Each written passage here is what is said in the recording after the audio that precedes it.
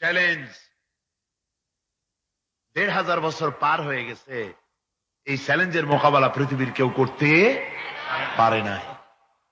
সুতরাং নবীর কথা হচ্ছে আল্লাহর কথা। নবীর কথা কার কথা? আল্লাহর কথা। নবীর হাদিস যেটা, ওহী হচ্ছে দুই প্রকার। ওহী কয় প্রকার? একটা হচ্ছে জলি, আর একটা হচ্ছে খফি। একটা হচ্ছে প্রকাশ্য ওহী, আর একটা গোপনীয় ওহী। প্রকাশ্য ওহী হচ্ছে কোরআন, প্রকাশ্য ওহী কি? আর গোপনীয় ওহী কি? হাদিস। হুজুর বলেছেন, হুজুর তো কোন কলেজে পড়েন নাই, কি বলেন? কলেজে পড়েছেন? কোন কলেজে মাদ্রাসায় পড়াশোনা করেন নাই, অথচ আল্লাহর নবী বলেছেন ইন্নামা বুইসতু মুআল্লিমান, আমি শিক্ষক হিসাবে দুনিয়ার বুকে প্রেরিত হয়েছি। লেখাপড়া কোথাও করেন নাই, অথচ হুজুর বলছেন আমি শিক্ষক। অর্থাৎ গোটা পৃথিবীর সর্বকালে সর্বযুগের মহান শিক্ষক হচ্ছেন মুহাম্মদ রাসূলুল্লাহ সাল্লাল্লাহু আলাইহি ওয়াসাল্লাম। শিক্ষা তার মধ্যে পরিপূর্ণ ছিল, আল্লাহ তাকে শিখিয়েছেন, সব কথা তিনি বলেছেন, জ্ঞানের কোনো অভাব তার কাছে ছিল না। তবে হ্যাঁ, অনেকে বলে যে মুহাম্মদ সাল্লাল্লাহু আলাইহি ওয়াসাল্লাম হচ্ছেন সেই পুরানা মধ্যযুগীয় ব্যাপার স্যাপার। ওই মধ্যযুগীয় কোনো কথা আজকের যুগে চলতে পারে না, এটা হলো জ্ঞান বিজ্ঞানের যুগ। আমরা কিছু মঙ্গল গ্রহে যাব করতেছি, চাঁদ দখল করে ফেলেছি, সেই কবে চাঁদে পতাকা উড়ায় ফেলেছি, বাড়িঘর বানাবার জন্য ইট সিমেন্ট রড সবকিছু পাঠাবার ব্যবস্থা হচ্ছে চাঁদে। আর মঙ্গল গ্রহে তো আমরা যাব করছি। মুহাম্মদ সাল্লাল্লাহু আলাইহি ওয়াসাল্লাম কি চাঁদে নেমেছেন কখনো? এগুলি বেকুবদের প্রশ্ন। কাদের প্রশ্ন? বেকুবদের প্রশ্ন। আর মিয়া, তোমার বিজ্ঞান তো গেছে শুধু চাঁদে। চাঁদ কত দূর? মাত্র 2,32,000 মাইল দূরে। চাঁদ মাত্র 2,32,000 মাইল দূরে একটি উপগ্রহ মাত্র। পৃথিবীর সবচাইতে নিকটতম প্রতিবেশী, নিকটতম উপগ্রহ হচ্ছে চাঁদ। দৃষ্টান্ত দিতে গিয়ে আমি ওই ছোট্ট স্টোরিটি বুঝাবার জন্য মানুষের সামনে বলি। একবার এক স্বামী আর স্ত্রী দুজনে ঝগড়া লেগেছে, স্বামী স্ত্রীর ঝগড়ায় বেচারা স্বামী দুর্বল হয়ে গেছে, স্বামীর স্ত্রীর সামনে আর পেরে উঠছে না পারিয়া শেষ পর্যন্ত বলল, ঠিক আছে, তোমার মতো দাজ্জাল মার্কা বউর সাথে আমি আর থাকবো না, আমি চললাম, আমি এবার বিদেশেই চলে যাব, দেশেই থাকবো না। স্ত্রী কিছু বলতেছে না। স্বামী দেখে যে সন্ধ্যা পর্যন্ত স্ত্রী তাকে সাধেও না, মহা সমস্যা। বলেও বেচারা মুসিবতে পড়েছে, প্রেস্টিজ কনসার্ন হয়েছে, ইজ্জতের ব্যাপার। শেষ পর্যন্ত জায়নামাজ বালিশ টালিশ পেঁচাইয়া বিদেশের উদ্দেশ্যে নিজেকে তৈরি করে বারান্দায় নেমে বলল যে মাগরিবের রক্ত যখন হয়েই গেল, মাগরিবটা পড়ে নেই। মাগরিব পড়েছে, দোয়া তাসবিহ ইত্যাদি পড়ছে, দেখেনি স্ত্রীর পক্ষ থেকে কোনো কি দাওয়াত আসে যে আপনার যাইয়া কাম নাই। স্ত্রী বেচারিও বুঝে ফেলেছে তার স্বামীর দৌরত্ব কত দূর, সেই জন্য সেও আর কিছু ক্ষয় ঠয় না। এশা রক্ত যখন হয়ে গেছে, তখন বিড় করে স্বামী বেচারা বলছে, মানুষ নাকাউয়ার জাত, সন্ধ্যার আগে ছিলাম কোথায় আর এখন আসলাম কোথায়। বউ ঘরে বসে কয় যে বুঝছি, আর যাওয়া লাগবে না বিদেশে। ঘরের থেকে বারান্দায় নামি তুমি বলো মানুষ না কাউয়ের জাত, সন্ধ্যায় ছিলা কোথায়, এখন নামছো কোথায়। তোমার আর বিদেশে যায় কাম নাই, তুমি ঘরে এসে মশারির মধ্যে ঢোকো। বুঝলেন তো? পৃথিবী থেকে মাত্র 2,32,000 মাইল দূরে চাঁদ। সেই চাঁদে অবতরণ করে বলছে মুহাম্মদ সাল্লাল্লাহু আলাইহি ওয়াসাল্লাম কি চাঁদে গেছে? আরে বেকুব, 2,32,000 মাইল দূরের চাঁদ নয়, 9,30,00,000 মাইল দূরের সূর্য নয়, কোটি সহস্র কোটি মাইল দূরের গ্যালাক্সি নয়, মিল্কি ওয়ে নয়, সমস্ত তারকারাজি গ্রহ পুঞ্জ সব কিছুকে পেরিয়ে গিয়ে 7 আকাশ ফুড়ে মুহাম্মদ সাল্লাল্লাহু আলাইহি সাল্লাম আরশে আজিম ভ্রমণ করেছেন, যা পৃথিবীর কোন বিজ্ঞানের পক্ষে সম্ভব নয়। সুতরাং মুহাম্মদ সাল্লাল্লাহু আলাইহি সাল্লাম সর্বকালের সর্বযুগের সব ব্যাপারে শ্রেষ্ঠ মহান ব্যক্তিত্ব। এরপরে আল্লাহ রাব্বুল আলামিন বলছেন, وَخَلَقْنَاكُمْ أَزْوَاجًا, আমি তোমাদের নারী এবং পুরুষের জোড়া পয়দা করেছি।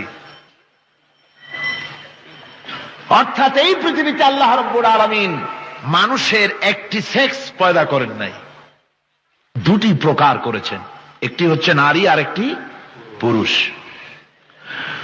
এই নারী আর পুরুষ আল্লাহ পাকের এটি একটি বিরাট কুদরত।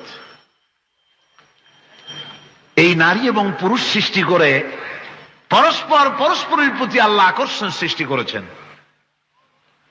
দুজনের একের প্রতি অপরের আকর্ষণ আল্লাহ পাক নিজেই সৃষ্টি করে দিয়েছেন।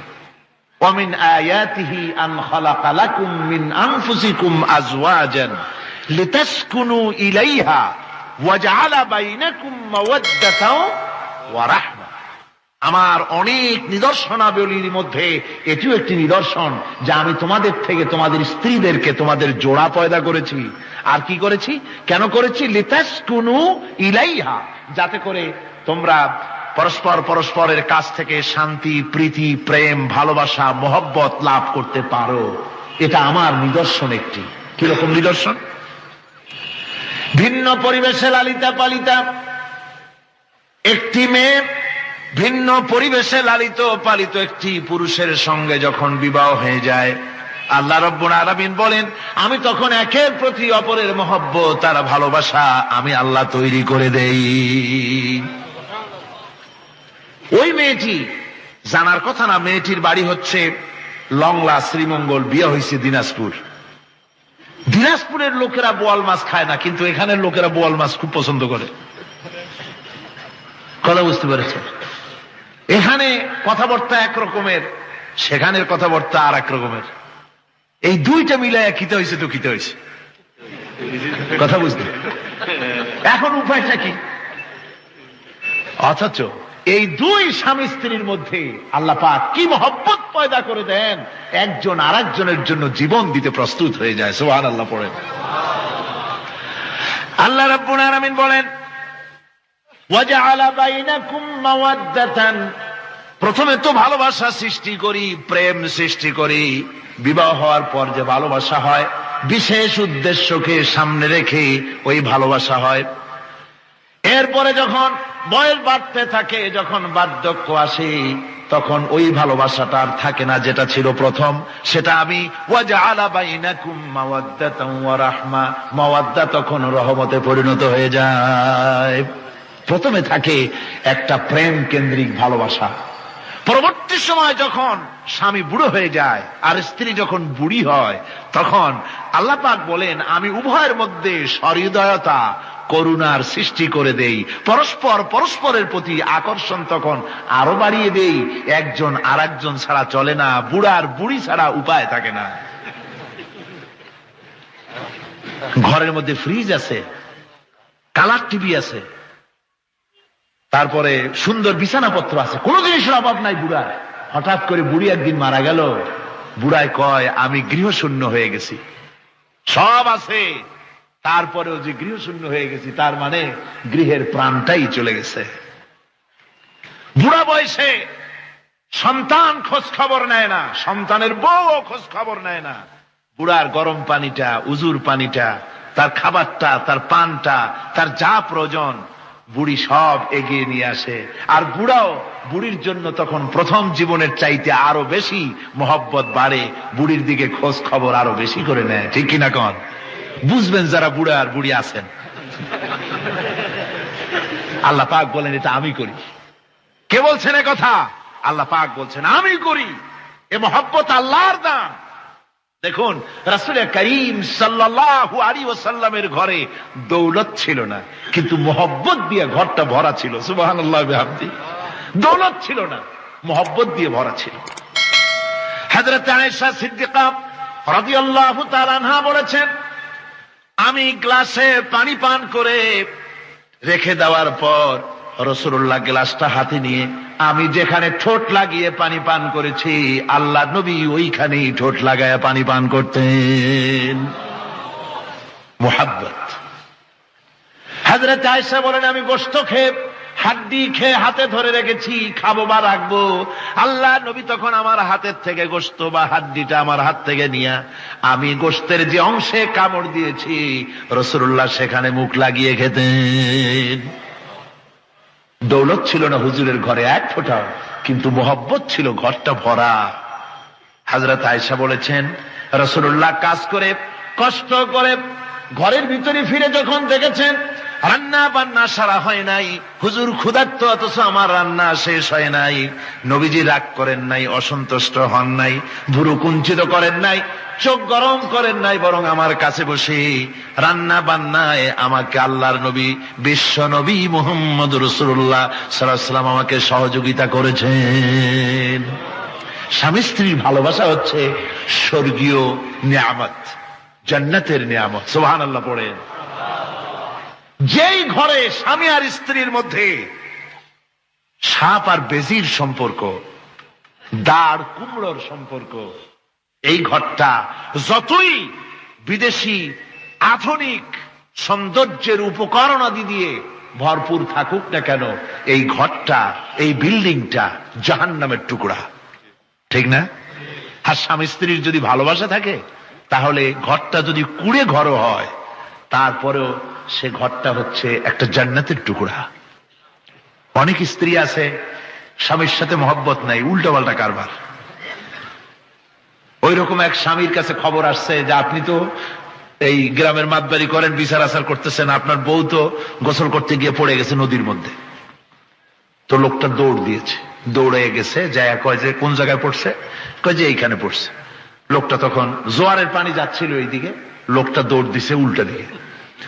লোকেরা কয় যে মিয়া, তোমার বউ পড়েছে এইখান থেকে, জোয়ারের পানি এদিকে যায়, তুমি উল্টা দৌড়াও কেন? মাতবার বলছে যে দেখো, এটা হচ্ছে আমাদের ইন্টারনাল অ্যাফেয়ার্স, এটা বুঝবা না। এই স্ত্রী সারাটি জীবন আমার উল্টা চলেছে। আমি যদি বলেছি 100, সে বলেছে 335। আমি যদি বলেছি এখন দিনের 12টা, সে বলেছে এখন রাত 3টা 35 মিনিট। সম্পূর্ণ উল্টা সারা জীবন যে চলেছে। সে যে নদীতে পড়ে জোয়ারে গেছে, আমি তা বিশ্বাস করি না, উল্টাই গেছে। এই রকমের এক শ্রেণী আছে, স্বামী উল্টা থাকে, স্ত্রী উল্টা থাকে, এরকমও হয়। সুতরাং স্বামী এবং স্ত্রীর মধ্যে মুহাব্বত আর ভালোবাসা, এটি মাবুদের একটি বিরাট নিয়ামত। অন্যের স্ত্রীর দিকে তাকালে কাম ভরে, খারাপ নজরে তাকালে জেনার গুনাহ হবে। হাত দিয়া ধরলে কাম ভাবে জেনার গুনাহ হবে।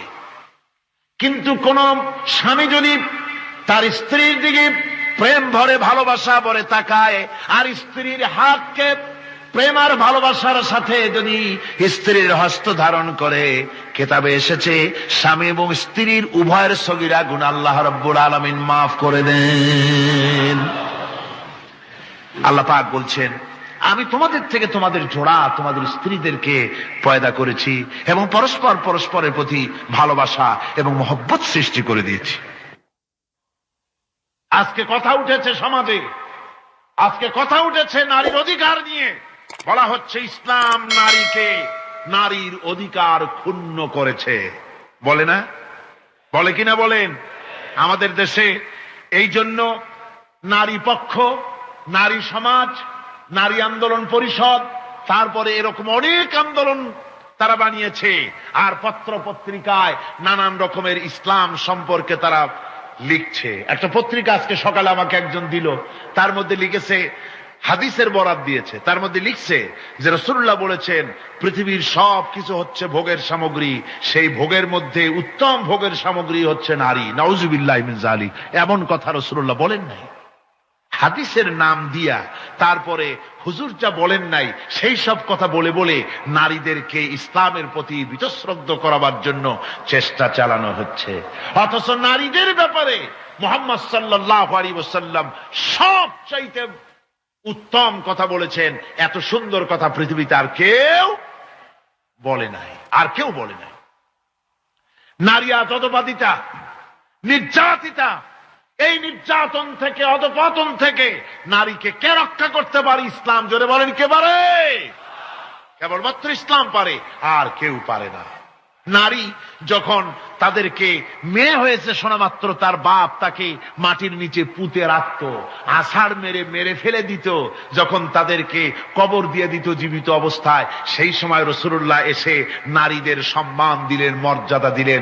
রাসূলুল্লাহ বললেন, আমার কাছে তিনটা জিনিস প্রিয়, একটি হচ্ছে নামাজ, একটি হচ্ছে সুগন্ধি, আর একটা হচ্ছে স্ত্রী। নারীর যখন কোনো মর্যাদা নাই, তখন নারীর মর্যাদা হুজুর দিলেন। যখন কন্যা সন্তান হওয়া আভিজাত্যের বিপরীত, কন্যা সন্তান হওয়া পুরুষের জন্য একটা অপমানকর। এখন আমাদের সমাজেও আছে, স্ত্রী গর্ভবতী হয়েছে, বন্ধুদের কাছে বলে ফেলেছে আগেই, সন্তান হয়ে গেছে, কিন্তু কোনো খোঁজ খবর নাই। বন্ধুরা একদিন হঠাৎ জিজ্ঞেস করে, তোমার স্ত্রী গর্ভবতী হয়েছে? তারপরে তা তো অনেক দিনের কথা, কি হইল তা তো বললা না। কয় যে আশা তো করছিলাম হবে ছেলে, কিন্তু হয়েছে মেয়ে, সেই জন্য আর টেলিফোন করা, খবর দেওয়া জরুরত বোধ করিনি। আছে না এমন? আছে। আবার বারবার মেয়ে হয় বলে আমাদের দেশে তালাকের ঘটনা পর্যন্ত আছে। বারবার মেয়ে হয়, ছেলে হয় না মোটেও, তালাক দিয়ে দেয়। আচ্ছা, ওই মেয়েটারই, ওই স্ত্রীরই যদি এখানে হাত থাকে ছেলে বা মেয়ে হওয়ার ব্যাপারে, মানুষের যদি হাত থাকে, তাহলে দায়ী শুধু স্ত্রী হতে যাবে কেন? পুরুষ তুমিও তো দায়ী তাহলে। আসলে ছেলে এবং মেয়ে হওয়ার জন্য স্বামী এবং স্ত্রী কেউ দায়ী নয়, ব্যাপারটি আল্লাহ। ব্যাপারটি কার? আল্লাহ রাব্বুল আলামিন বলেছেন, আমি যাকে খুশি কন্যা দান করি, যাকে খুশি শুধু ছেলে দান করি, যাকে খুশি তারে ছেলেও দেই, মেয়েও দেই, আর যাকে খুশি আমি কিছুই দেই না। সবটাই আমার হাত। সুতরাং রাসূল পাক সাল্লাল্লাহু আলাইহি ওয়াসাল্লাম বলেছেন, খবরদার মেয়েদের বাপকে, মেয়ের বাপকে গালি দিও না। বারবার মেয়ে হয় বলে অনেকে মেয়ের বাপকে গালি দেয়, তাচ্ছিল্য করে, টিটকারি করে। হুজুর বলেছেন, মেয়ের বাপকে বিদ্রুপ করো না, গালি দিও না, যেহেতু আমি মুহাম্মদ সাল্লাল্লাহু আলাইহি ওয়াসাল্লাম মেয়েদের বাপ। রাসূল পাক সাল্লাল্লাহু আলাইহি ওয়াসাল্লাম বলেছেন, যে ঘরে একটা কন্যা সন্তান জন্মগ্রহণ করে, যে ঘরের ভিতরে একটি কন্যা সন্তান জন্মগ্রহণ করে, ওই ঘরের ভিতরে আল্লাহ রাব্বুল আলামিনের রহমতের ফেরেশতা ঢুকে সালাম দেয় আর বলে, আসসালামু আলাইকুম ইয়া আহলাল বাইত, হে ঘরের মালিকেরা, তোমাদের উপরে আল্লাহর রহমত বর্ষিত হোক। রহমতের ফেরেশতারা ঘরের ভিতরে প্রবেশ করে কন্যা সন্তানটির মাথার উপরে হাত বুলায় আর বলতে থাকে, এই দুর্বল দেহ একটি দুর্বল দেহের ভেতর থেকে বেরিয়ে এসেছে, এই কন্যা সন্তানটিকে যে লালন পালন করবে আল্লাহ রাব্বুল আলামিন তাকে শান্তিতে রাখবেন। রাসূল পাক সাল্লাল্লাহু আলাইহি ওয়াসাল্লামের কাছে একজন এসে বলছে, ইয়া রাসূলুল্লাহ, আমার এক মেয়ে। হুজুর কয়, তোমার এক বেহেশত। আরেকজন কয়, হুজুর আমার দুই মেয়ে। কয়, তোমার দুই বেহেশত। এরকম হাদিস আছে নাকি যে একজনে বললো আমার এক ছেলে, আর হুজুর বলছেন তোমার এক বেহেশত? আছে এমন? সুতরাং মেয়েকে কি মর্যাদা দিয়েছে ইসলাম। রাসূলুল্লাহ বললেন, যার তিনটি মেয়ে আছে আর ওই তিনটি মেয়েকে আদব শিক্ষা দিয়েছে, তারবিয়াত শিক্ষা দিয়েছে, দ্বীন শিক্ষা দিয়েছে, স্নেহ করে, স্নেহ দিয়ে লালন পালন করেছে, তারপরে সৎ পাত্রস্থ করেছে, ওই মেয়ের লালন পালনকারী মাতা পিতা আর আমি মুহাম্মদ সাল্লাল্লাহু আলাইহি ওয়াসাল্লাম কিয়ামতের দিন একই জান্নাতে পাশাপাশি অবস্থান করব। সুবহানাল্লাহ ওয়া বিহামদিহি। মেয়ের ব্যাপারে রাসূলুল্লাহ এত কথা বলেছেন, নারীদের ব্যাপারে এত কথা বলেছেন। হুজুর বলেছেন, তোমরা যখন সফরে যাবে, সফর থেকে আসার সময় আমরা অনেকে হাদিয়া তোহফা নিয়ে আসি, জামা কাপড়, মিষ্টি, চকলেট ইত্যাদি আমরা নিয়ে আসি, আনি না? কি বলেন, আনি না? আল্লাহর নবী বলেছেন, বাইরের থেকে, সফর থেকে, বাজার থেকে হাদিয়া তোহফা ঘরের জন্য জানবে, এনে যখন তোমরা তা দেওয়া শুরু করবে, সর্বপ্রথম মেয়ে থেকে দেওয়া শুরু করবে। মেয়েকে আগে দাও। হুজুর সাল্লাল্লাহু আলাইহি ওয়াসাল্লাম তার কলিজার টুকরা মেয়ে ফাতেমাকে মহব্বত করতেন, এত মহব্বত করতেন, কোন দিকে যাওয়ার আগে সকলের সঙ্গে দেখা করে শেষে দেখা করতেন হযরত ফাতেমার সঙ্গে। আবার সফর থেকে ফিরে এসে সর্বপ্রথম তিনি দেখা করতেন হযরত ফাতেমা রাদিয়াল্লাহু তাআলা আনহার সঙ্গে। একবার হযরত আলী এবং হযরত ফাতেমার মধ্যে মনোমালিন্য হলো। হুজুরের মুখটা মলিন হয়ে গেল, রাসূল পাকের মুখ মলিন হয়ে গেল। হুজুর সাল্লাল্লাহু আলাইহি ওয়াসাল্লাম ঘরের মধ্যে প্রবেশ করলেন, হযরত আলীর ঘরে। হযরত ফাতেমা এবং আলীকে এক জায়গায় বসালেন। কিছুক্ষণ পর হুজুর বেরিয়ে এলেন, হুজুরের মুখে হাসি। সাহাবা ইকরাম বললেন, হুজুর একটু আগে আপনার মুখ মলিন দেখেছি, এখন খুব উৎফুল্ল মনে হচ্ছে। হুজুর বলছেন, আমি তাদের মধ্যে মনোমালিন্যটা দূর করে দিয়ে এসেছি। ফাতেমা আমার কলিজার টুকরা, যে ফাতেমাকে ব্যথা দেয় সে আমি মুহাম্মদ সাল্লাল্লাহু আলাইহি ওয়াসাল্লামকে ব্যথা দেয়। রাসূল পাক সাল্লাল্লাহু আলাইহি ওয়াসাল্লাম কন্যাদেরকে এভাবে মর্যাদার কথা বলেছেন। এই কন্যা আস্তে আস্তে যখন বড় হয়ে যায়, যখন বধূ হয়, বধূ হিসেবে তার মর্যাদা ইসলাম কতখানি দিয়েছে, রাসূল পাক সাল্লাল্লাহু আলাইহি ওয়াসাল্লাম কতখানি দিয়েছেন আপনারা লক্ষ্য করেন। হাদিস শরীফ পড়া নাই, জানা নাই বলে আজকে এক শ্রেণীর নারীরা তারা কমিউনিস্টদের খপ্পরে পড়ে, সমাজতন্ত্রের খপ্পরে পড়ে, নাস্তিকদের খপ্পরে পড়ে গোটা মহিলা সমাজকে চেষ্টা করতেছে ইসলাম থেকে দূরে সরাবার জন্য। ঠিক কিনা কও? হযরত আয়েশা বলেছেন, আমি যখন ঘরে কাজ করতেছি, হুজুর বাইরের থেকে এসে দেখেছেন আমার রান্না করতে দেরি আছে, খাবার দাবার এখনো রেডি হয় নাই, হুজুর ক্ষুধার্ত, কিন্তু হুজুর ভুরু কুঞ্চিত করেননি, হুজুর বিরক্ত হননি, হুজুর আমাকে গালমন্দ করেননি, আমার কাছে বসে তিনি আমার রান্নার সহযোগিতা করেছেন। সুবহানাল্লাহি বিহামদিহি, জোরে বলেন সুবহানাল্লাহি বিহামদিহি। ভাইরা আমার, হযরতে আয়েশা সিদ্দিকা রাদিয়াল্লাহু তাআলা আনহা বয়সে কম ছিলেন অন্যদের চাইতে। বিশ্বনবী সমস্ত রাজকার্য, রাষ্ট্রীয় কার্য, নবুয়তের দায়িত্ব পালন করে স্ত্রীর হক আদায় করতে ভুলে যাননি। আধো আধো জ্যোৎস্না প্লাবিত রাত রাসূলুল্লাহ হযরত আয়েশাকে বলছেন, চলো আমরা একটু পায়চারি করে আসি বাইরের থেকে। ঘুরতে ঘুরতে হুজুর বলছেন, দেখো তো ওই যে দূরে দেখা যায় একটা জিনিস, চলো আমরা দৌড় দেই, দেখি কে আগে ওই জায়গায় পৌঁছতে পারে। দুজনে মিলে দৌড় দিলেন। হযরত আয়েশা বললেন, আমি হুজুরকে পেছনে ফেলে দ্রুত গতিতে আমি দৌড়ে লক্ষ্যবস্তুর কাছে চলে গেলাম। হুজুর সাল্লাল্লাহু আলাইহি ওয়াসাল্লাম যখন ধীরে সুস্থে আমার কাছে এলেন, আমি বললাম, দেখছেন আপনি কিন্তু আমার সাথে দৌড়ে পারেন নাই। হযরত আয়েশা বলছেন, এর কিছু কাল পরে আবার একদিন রাসূলুল্লাহ দৌড় প্রতিযোগিতার ব্যবস্থা করলেন, দৌড় দিলাম। হযরত আয়েশা বলছেন, সেই সময়ের তুলনায় আমার শরীর কিছুটা স্থূল এবং ভারী হয়ে গেছে, আমি দৌড়াইয়া পারলাম না, আমি পেছনে পড়ে গেলাম। হুজুর আমার আগে চলে গেলেন লক্ষ্যবস্তুর কাছে। আমি হাঁপাতে হাঁপাতে যখন রাসূলের কাছে চলে গেছি, রাসূল পাক মুস্কি হেসে আমাকে বললেন, আয়েশা, ওই সেই দিনের প্রতিশোধ আজকে নিলাম। সুবহানাল্লাহি বিহামদি, সেদিনের জবাব আজকে দিয়ে দিলাম। স্বামী স্ত্রীর দাম্পত্য জীবনের এই দৃশ্য কতখানি উপভোগ্য। সুবহানাল্লাহি বিহামদিহি। এই জন্য স্বামী স্ত্রীর ভিতরে যে মুহাব্বত, এটা বেহেশতি অবদান, এটা জান্নাতের অবদান, এটা আল্লাহর নিয়ামত। এটা কি ধরে কোন? আল্লাহর নিয়ামত। এই নিয়ামত যে ঘরের মধ্যে আছে সে ঘরটা বেহেশত। সে ঘরটা কি? বেহেশত।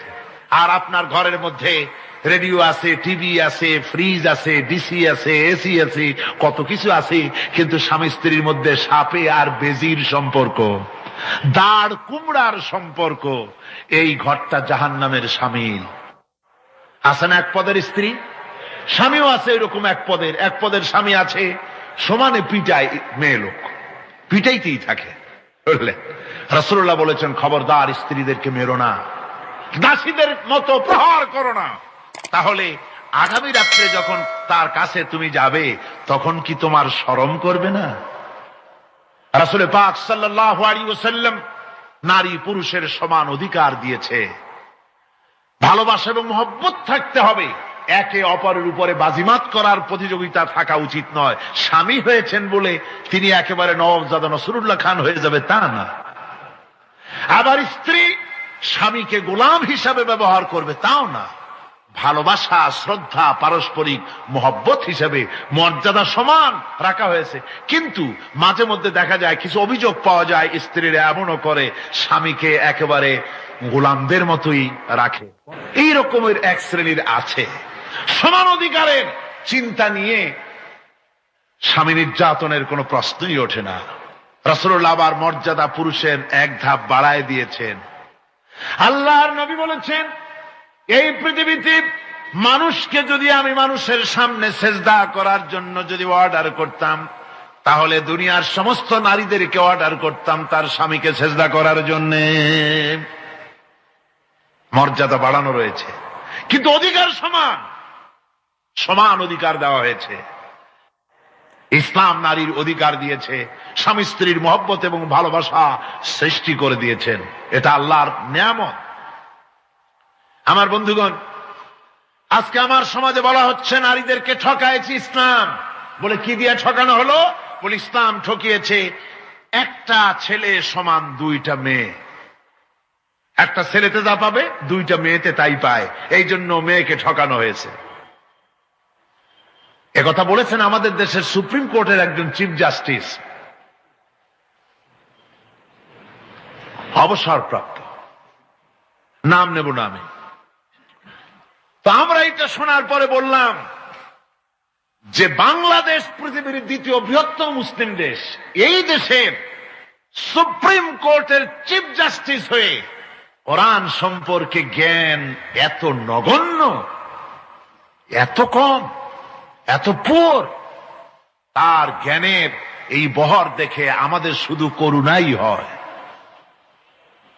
কোরআনে কারীমের এক জায়গায় তিনি দেখেছেন এক ছেলে সমান দুই মেয়ে, কিন্তু মেয়েকে যে আরো অনেক জায়গা থেকে দেওয়া হয় তা কি লক্ষ্য করো নাই?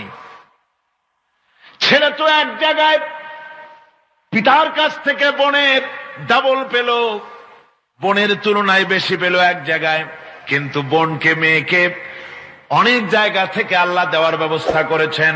এই মেয়ে লোকটি পিতার কাছ থেকে পাবে, স্বামীর কাছ থেকে পাবে, ছেলের কাছ থেকে পাবে, ভাইয়ের কাছ থেকে পাবে, মায়ের কাছ থেকে পাবে, 5 জায়গা থেকে পাওয়ার ব্যবস্থা আল্লাহ তাকে করে দিয়েছেন। জোরে বলেন সুবহানাল্লাহ। 5 জায়গা থেকে তার পাওয়ার ব্যবস্থা আছে। এক জায়গায় একটু ছেলেকে বেশি দিয়েছে, দেখি তার চোখ কাড়া হয়ে গেছে। আল্লাহর উপরে কমেন্ট করতেছে, নাউযুবিল্লাহি মিন যালিক। নারীকে ইসলাম সবচাইতে বেশি অধিকার দিয়ে তাকে প্রতিষ্ঠিত করেছে, সবচাইতে বেশি অধিকার তার। সব জায়গায় তাকে প্রতিষ্ঠিত করা হয়েছে। নারীদেরকে মহারণা দেওয়া ফরজ করে দেওয়া হয়েছে। নামাজ রোজা যেমন ফরজ, মহারণা দেওয়া তেমন কি? সেই মহারণা আজকাল বাঁধা হয়, বিশেষ করে রাজধানীতে, শহর সমূহে মহারণা বাঁধে। যত বেশি টাকা ততই সুনাম নাকি হয়। সেই জন্য জিজ্ঞেস করা হয়, মেয়ের বিয়েতে মহারণা কত হলো? কয় মহারণা হচ্ছে 5,73,793 টাকা 75 পয়সা। বাবা, আদায় করে না কিন্তু মোটেও, ফাঁকি দেওয়ার ব্যবস্থা সব। সোনা দিলাম এত, খাওয়াইলাম এত, বাকি সব ইদিক সিদিক।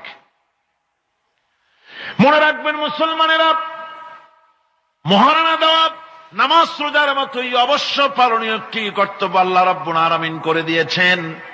কোন স্বামী যদি মহারণা ধার্য করার পর যদি আদায় না করেন, স্ত্রী যদি স্বেচ্ছায় মহারণার টাকা মাফ না করে দেয়, তাহলে কিয়ামতের দিন ওই স্বামীকে আল্লাহর দরবারে জিনাকারের কাতারে দাঁড়াতে হবে।